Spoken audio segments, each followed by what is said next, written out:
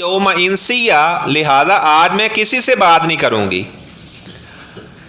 فَأَتَتْ بِهِ قَوْمَهَا تَحْمِلُ، چھوٹا سا بچہ اٹھایا ہوا ہے اور وہ قوم کی طرف آ رہی ہیں۔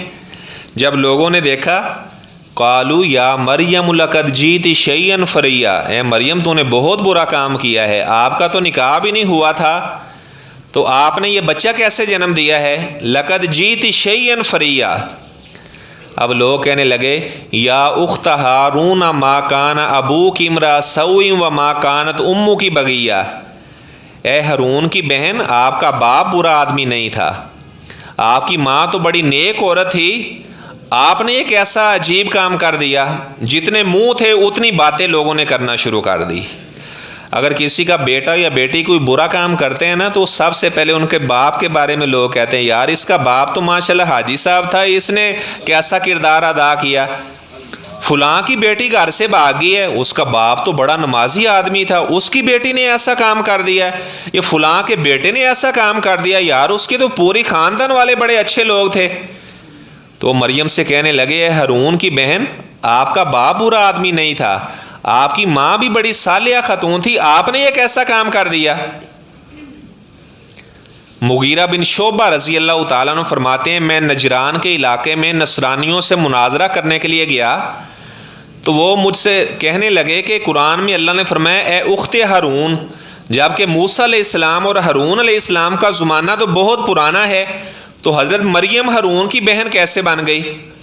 تو مغیرہ بن شعبہ کہتے ہیں جب میں واپس آیا تو میں نے آپ صلی اللہ علیہ وسلم سے یہ بات کہی، تو آپ صلی اللہ علیہ وسلم نے فرمایا تو آپ نے یہ جواب دینا تھا کہ اس علاقے کے جو لوگ تھے، یعنی انہوں نے اپنے بیٹے کا نام حضرت مریم علیہ السلام، ان کے بھائی کا نام ہارون تھا، تو وہ اپنے یعنی نبیوں کے نام پر اپنے بچوں کے نام رکھا کرتے تھے، آپ نے یہ جواب دینا تھا، یعنی یہ جو حضرت موسیٰ کے بھائی ہارون ہے وہ نہیں ہے۔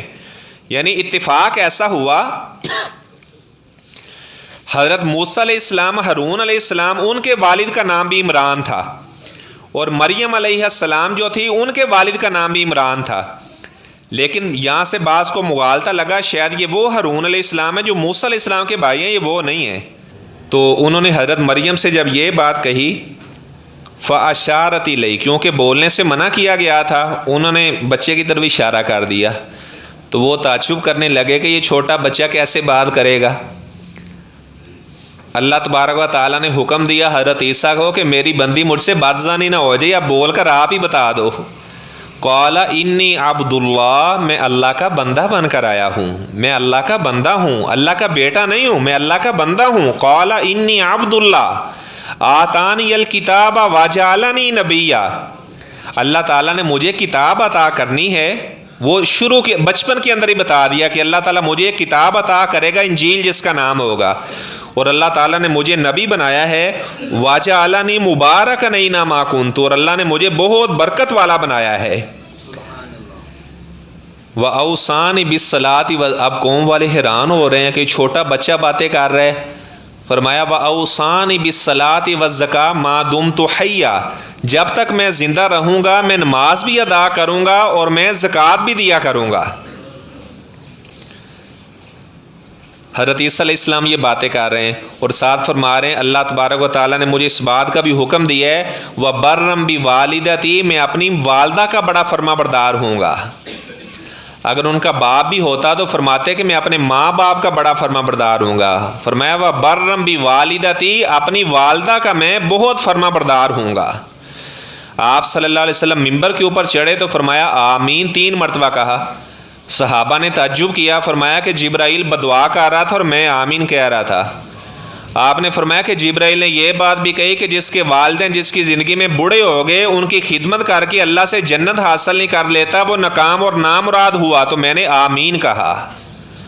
اگر ماں باپ بوڑھے ہو چکے ہیں تو ان کی خدمت کرنا، ان کا فرما بردار بننا، اور اگر ماں باپ ان کا بیٹا با ادب ہے تو وہ اللہ کا شکریہ ادا کریں، یا اللہ تو نے کو میری نیکی قبول کر لی ہے کہ میرا بیٹا میرا فرما بردار ہے۔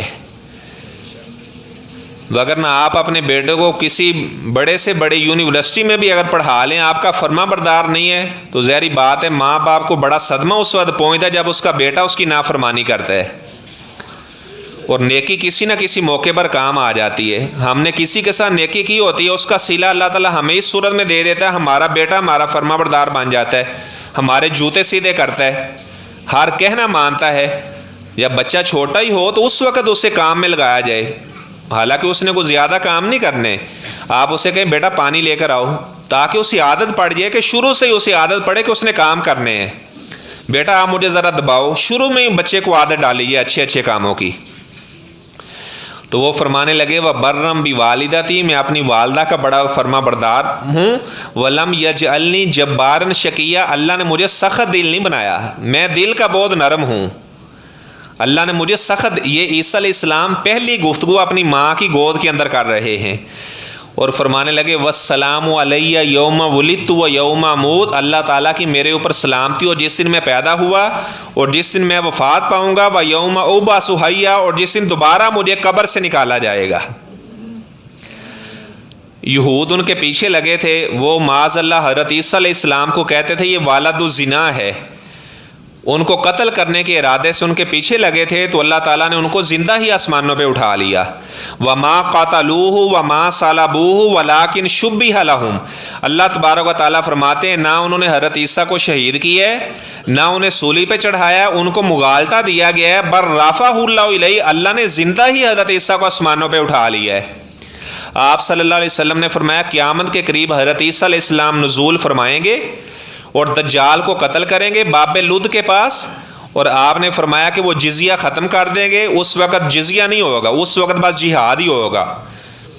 اور آپ نے فرمایا کہ وہ خنزیر کو بھی قتل کر دیں گے، اور اس وقت پھر یجوج اور مجوج بھی آئیں گے. تو حضرت عیسیٰ علیہ السلام سارے لوگوں کو لے کر ایک پہاڑ پر چلے جائیں گے، اور عیسیٰ علیہ السلام پھر آ کر شادی بھی کریں گے، عیسیٰ علیہ السلام کی اولاد بھی ہوگی، عیسیٰ علیہ السلام وفات پائیں گے، مسلمان ان کا جنازہ پڑھیں گے، اور آپ صلی اللہ علیہ وسلم کے پہلو کے اندر حجرہ عائشہ صدیقہ کے اندر انہیں دفن کیا جائے گا.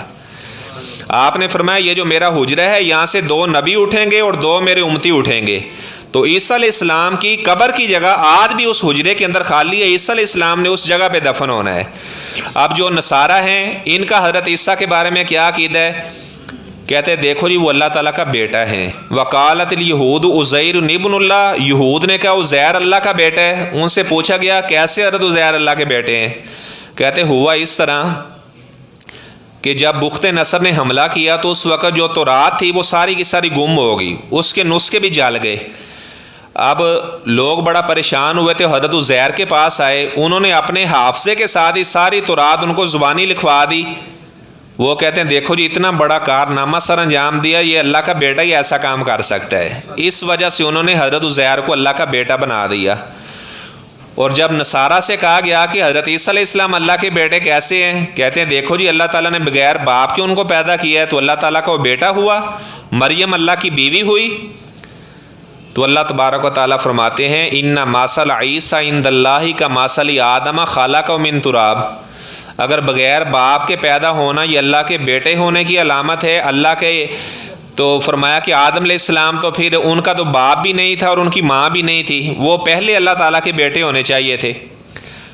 اور بعض ایسے نصارہ ہیں جو حضرت عیسیٰ علیہ السلام کو معاذ اللہ مانتے ہیں کہ حضرت عیسیٰ علیہ السلام بذات خود ہی اللہ تھے. تو فرمایا کہ عیسیٰ کی مثال تو ایسے ہے جیسے آدم کی مثال ہے. اگر یہ عیسیٰ علیہ السلام الہ ہیں تو آدم علیہ السلام تو ان سے بڑے الہ ہوئے، یہ تو صرف بغیر باپ کے پیدا ہوئے ہیں، وہ بغیر باپ اور بغیر ماں دونوں کے بغیر پیدا ہوئے ہیں، وہ بڑے الہ ہونے چاہیے. یہ جو نصارہ ہیں ان کو آپ صلی اللہ علیہ وسلم نے گمراہ قرار دیا، اور جو یہود ہیں ان کے اوپر اللہ تعالیٰ کا غضب ہوا. آپ صلی اللہ علیہ وسلم نے فرمایا کہ اگر کوئی یہودی یا نصرانی میرے بارے میں سن لیتا ہے اور میرے اوپر ایمان نہیں لے کر آتا، آپ صلی اللہ علیہ وسلم نے فرمایا جیسے ہی مالک الموت اس کی جان قبض کرے گا فوراً ہی اسے جہنم میں داخل کر دیا جائے گا. بات ہے جو نصارہ ہیں ان کی عورتوں کے ساتھ ہم نکاح بھی کر سکتے ہیں، یہود کی عورتوں کے ساتھ نکاح بھی کیا جا سکتا ہے. سورۃ مائدہ میں موجود ہے کہ اہل کتاب کی جو پاک دامن عورتیں ہیں ان کو بھی اللہ تعالیٰ نے آپ کے لیے حلال کر دیا ہے. تو یہ حضرت مریم علیہ السلام کا قصہ سورہ مریم میں اللہ تبارک و تعالیٰ نے بیان کیا. پورے قرآن میں صرف ایک ہی عورت کا نام آیا ہے، صرف ایک صحابی کا نام آیا ہے زید بن حارثہ کا، اور صرف ایک عورت کا نام آیا ہے اور اس کے نام پر ہی سورت ہے جس کا نام سورہ مریم ہے. 5 پرندوں کے نام کے اوپر اور جانوروں کے نام کے اوپر صورتوں کا نام ہے، اور 6 نبیوں کے نام کے اوپر قرآن کی صورتوں کا نام ہے۔